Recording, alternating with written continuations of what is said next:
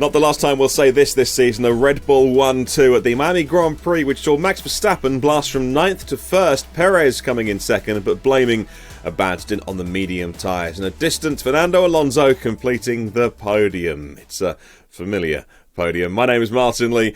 Joining me from the Hard Rock Stadium is Jonathan Noble. Let's get into it. Verstappen put in an impressive first stint on a contra-strategy to his teammate using the hard tyres for Max, and he stormed through the midfield. He stayed out of trouble, maintained that lead to Perez when he finally took the lead. And was this purely, John, a game of tyre choices on a Miami track surface that no one quite knew what to expect when they turned up, or something else? How did you read Verstappen's win today? Yeah, I think it's probably a combination of both, actually. I think you've got two factors at play here. One, the tyres. I think the tyres were quite critical today, especially the medium wasn't very good that first stint, graining a lot. The pace wasn't there for Perez to surge clear in that first stint. I think they were managing it pretty early, so the pace fell away. So already, first stint, things are falling into Max's favour. And then obviously that hard tyre, as we saw in Baku, the hard tyre can go an awful long way. So Max was just able to extend that stint massively just when he needed to switch to the mediums. So he had the perfect tyre strategy. So one factor, yes, the tyre factor did go towards Max's favour, but I don't think that's the answer. I think this weekend Max was simply unstoppable. I mean, if you look at the reality of practice, quicker than Checo throughout. It was Sergio's worst practice of the season. In Q1 and Q2, Max was clear. And it was only Leclerc's red flag and the fact Max had made that little mistake in the first run in Q3 that put him behind. So I think what we saw today was the reality of the performance of the weekend, that Max Verstappen was simply the quickest driver this weekend. It was Spanish-speaking top three after qualifying, and lots of Spanish-speaking households in Miami come into their local race, and lots of people waving banners saying, "Checo for champion!" Do you think a few people might have been going home from what looked like a fantastic event today at the Hard Rock Stadium, where you are, of course, with a little bit of realisation that Max Verstappen's going to take some beating. He's a special talent in that Red Bull. Yeah, but I think equally for Checo's championship hopes, you know, the days where he's not, or the weekends where he's not the quickest driver, he's got to finish second, because you keep finishing second, you know, at some point one of these two drivers is going to hit trouble, whether it's reliability, caught up in an accident, safety car goes the wrong way. So I think if you keep these second places the way championship goes, that day your teammate doesn't get 25 points, those are the days that are going to swing this championship. It's not, I don't think it's going to come down to pure pace. I don't think Checo needs to beat Max on pure pace if he wants to realistic hope of this championship. I think those quirky races, the bizarre instance, are what's going to define it. So I don't think he'll be too disappointed with second. Sure, he had an opportunity to win, and if the tyres had been slightly different, it could have been there, but he's still in the hunt. And so explain, in your opinion, what was different from just 7 days ago. It was a Sergio Perez, Max Verstappen 1-2 back at Azerbaijan, but Max couldn't close down. Here, we saw him make it look relatively easy. What's the difference between two Formula One weekends back-to-back? Well, multiple factors come in. I think the critical thing is finding a good balance with these cars. They're, you know, very stiff. It's all about the kind of the ride platform, being comfortable, managing the front and the rear of the car. This was a more tricky track surface this weekend, higher speed than Baku corners. I think they just shifted things slightly towards Max. And if you're on the back foot these days in Formula 1 with your balance with these cars, kind of the weekend trips away from you. So I think it just came down to that. Baku, it's clear Checo nailed the car setup. Max wasn't comfortable. I think same story in Saudi when he won. You know, Checo had a very, very good baseline setup and was away. So I think these are where the little swings come from. Small balance changes can define an entire race weekend.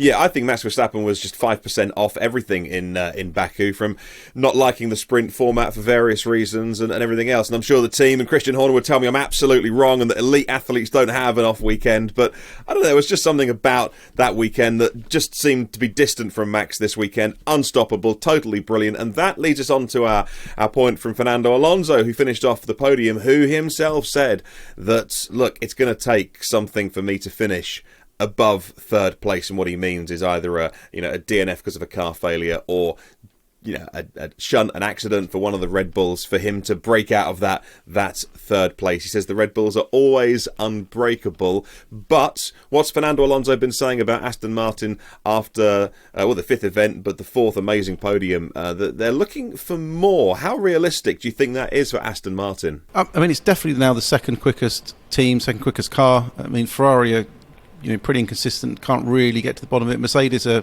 very up and down, but they've got the upgrade coming. I think Fernando, as we expected, third place at the start of the season was fantastic for him, but quickly gets bored when you finish third. He wants to move up. And I think we've seen throughout the season that car is positioned in a place where, on the higher downforce tracks, where it's more about downforce than efficiency, like Monaco, like Barcelona. I think they provide the best opportunity. And potentially, it could be Barcelona. That Aston's pretty good on degradation.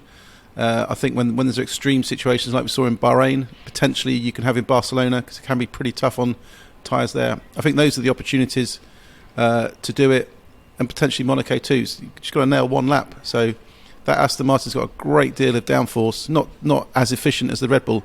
So I think the opportunity's there. I think he'll still need the rub of the greens. He'll still need a little bit of luck if he's going to get there and beat both Red Bulls. But I think the chance is there, and I think he's hungry for it now.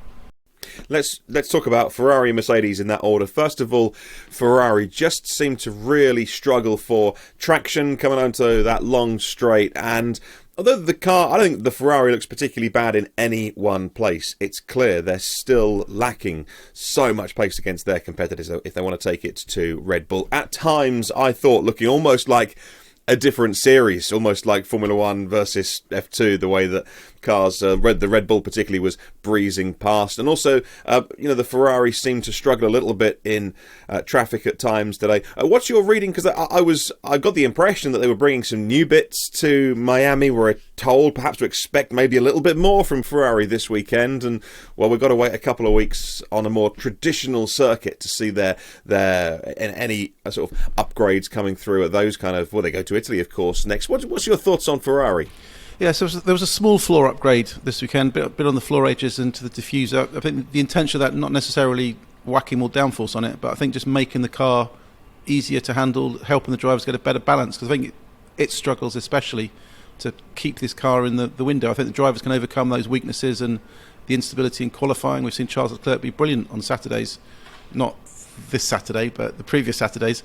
So I think that's the issue they need to address. I understand they've got something bigger coming for Imola. They hope to make more downforce gains, but I think critical is sorting that car balance out, give the drivers consistency, and I think same story at Mercedes, that if they can give them a ride platform that's stable, the aero is consistent, the drivers can get confidence in the car, and that's where I think more lap time is going to come from this season. It's not from 20 points of downforce and 0.2 seconds of extra kind of aero produced lap time. You want to get your drivers confident, push on. That's where the time comes from.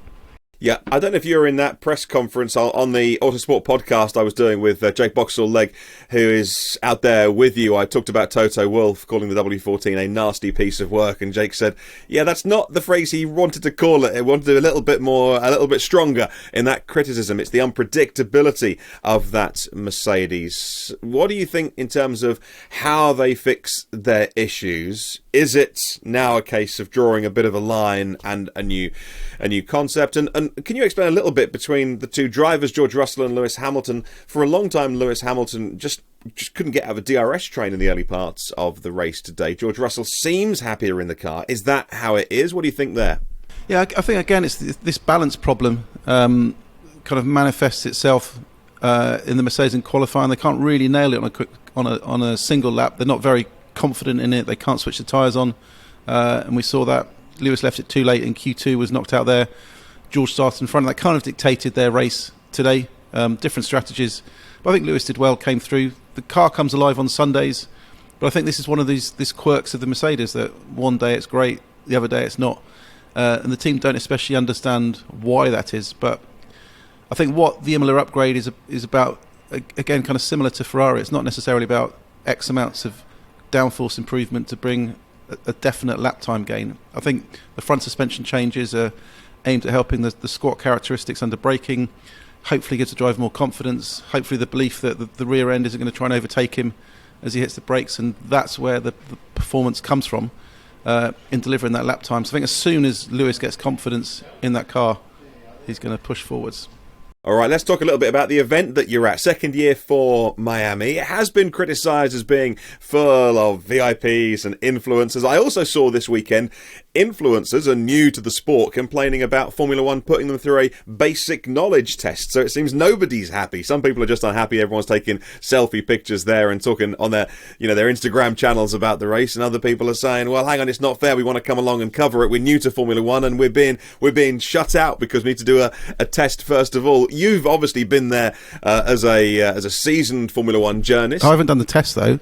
did they not make you do the basic knowledge? Maybe that's the next race.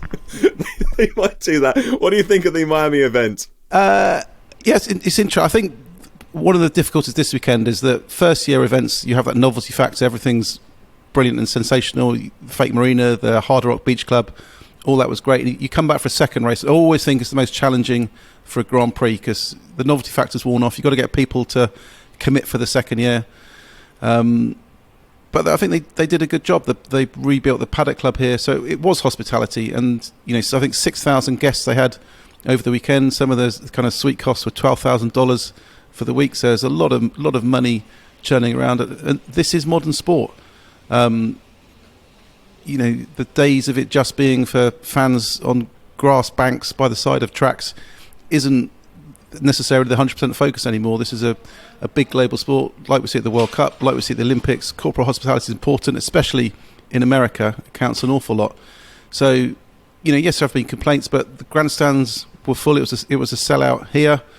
I know there are some images of the track and the venue over the weekend where it looked empty, but I think this is just kind of how Americans consume sport. There's plenty to walk around the campus here, getting their beers and their hot dogs and their burgers and, wander around. You go just watch for the session or half the session or whatever they do, same as they do at baseball and football games. So I think it works. I think it's been a success. The atmosphere has been great. Even the stadium here was, quite empty. Some spectators came into the stadium to look at the paddock below, but the noise that 50, 100 people can make was phenomenal. So I think it works, and you can't criticise the fact that considering maybe 10, 15 years ago, we were struggling to get a foothold in America. You could be at an F1 race and drive 5 miles down the road, no one would know what was going on. So the sport's changing, the awareness is growing, and I think that's only good for helping Formula One move forward. Absolutely. If you want to go see a top-tier football match or any kind of top tier of a sport, I'm kind of there. I'm right there with you. It's not going to be a cheap day out, and Formula One is the pinnacle. If you want to go spend £15 at a club weekend or a national sort of meeting, and you can see some amazing motor racing for not much money, but that's a subject for a different video. I kind of don't mind Formula One being this showy as long as the racing entertains us. I was really entertained today because we did see some decent on-track action. Maybe not. Nobody's going to stop Max Verstappen today when he was on one, but certainly down all the way through, I think the field there was stuff to watch. Before we go, what is about Miami possibly being a night race? It's already pretty early hours of the morning here on European time as I'm recording this with you because of the time difference. That's not going to work. People have got to get up for work on Monday morning. Is there any truth in that? Yeah, so that came from a chat we had with Tim Garfinkel, who's the kind of the hard rock promoter and managing partner of the Formula One race. He was just asked about, is it something to be considered? He says, yes, they're discussing it. I think the issue they have here is it's so hot in May. They've got a very narrow window because of where the stadium's used. Obviously, the football season they've got here, they have the tennis as well. So the race has to be in this kind of few weeks in May.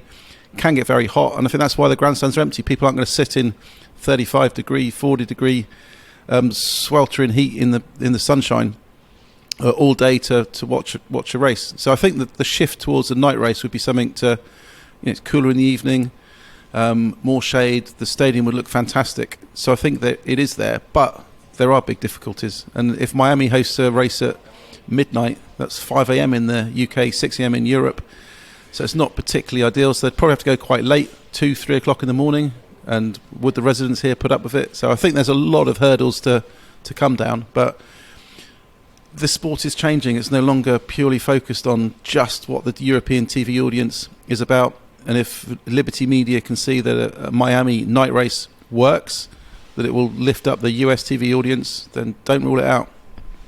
Yeah, I had some listeners to the Autosport podcast mention this when I was talking about how the days of, Sunday lunch, get that polished off and then sit down and watch the Formula One on European time is long gone, what with the Las Vegas Saturday night race this year. And my Aussie listeners were saying, yeah, mate, we've been used to that forever. So you got nothing to complain about. Look, before we go, for anyone that doesn't like all of this newfangled Formula One circuits, we're going to wait a couple of weeks off to Imola. There you go. There's some history. What can we expect from the battle there? Well, I think key's going to be the upgrade war. I mean, all eyes will be on Mercedes, the new side pod concept. What route has it gone down? What is it doing? The new front suspension, is that going to give the drivers the confidence?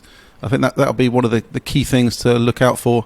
But it's also a new format. We've got a new qualifying format there. The drivers, as part of the sustainability push for Pirelli, fewer tyre sets. So it's mandatory hard, medium, soft for the 3 qualifying sessions. Which will give a different kind of rhythm to the weekend. So it'll be interesting to see how it goes, especially because some cars, like the Aston Martin, don't especially like that hard tyre.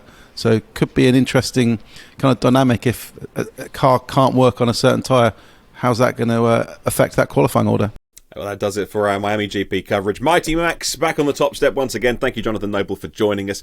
Well, 8 more years of this Miami Grand Prix signed, sealed, and then soon to be delivered. What can we expect from more years of Miami? What would you like to see? Let us know in the comments below. What do you think about how the title battle is shaping up as Max Verstappen extended that lead today and with the fastest lap? Then let us know below. We'd love to know what's on your mind. What are you looking forward to about Imola in a couple of weeks' time? Leave us a comment below with what you think of the midfield battle. We'd love to read what you are thinking. Thank you so much for watching, and we'll catch you on the next one.